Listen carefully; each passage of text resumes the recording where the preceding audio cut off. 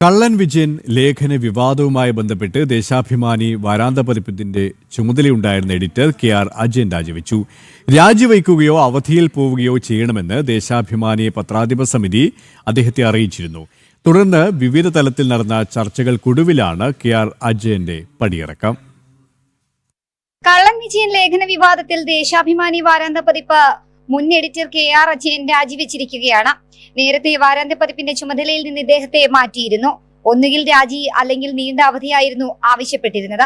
മുതിർന്ന മാധ്യമപ്രവർത്തകൻ കൂടിയാണ് കെ.ആർ. അജയൻ. അജയനോട് റെസിഡന്റ് എഡിറ്റർ നേരത്തെ വിശദീകരണം തേടിയിരുന്നു. കള്ളൻ വിജയൻ എന്ന തലക്കെട്ട് പാർട്ടി വിരുദ്ധമല്ലെന്ന മറുപടിയാണ് വാരാന്ത പതിപ്പ് എഡിറ്റർ കെ.ആർ. അജയൻ നൽകിയിരുന്നത്.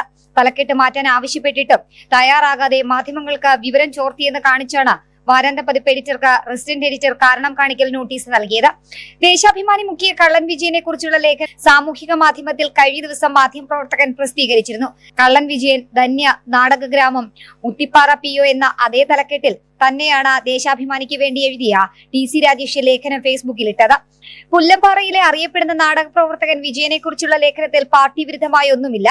എഡിറ്റോറിയൽ ബോർഡിലെ ചിലർ തലക്കെട്ട് മാറ്റണമെന്നാവശ്യപ്പെട്ടതിന്റെ പേരിലെ തർക്കമാണ് സപ്ലിമെന്റ് മുടങ്ങലിലേക്ക് എത്തിയത്.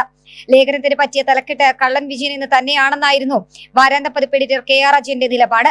റെസിഡന്റ് എഡിറ്റർ നൽകിയ കാരണം കാണിക്കൽ നോട്ടീസിനും സമാന മറുപടിയാണ് അജയൻ നൽകിയത്.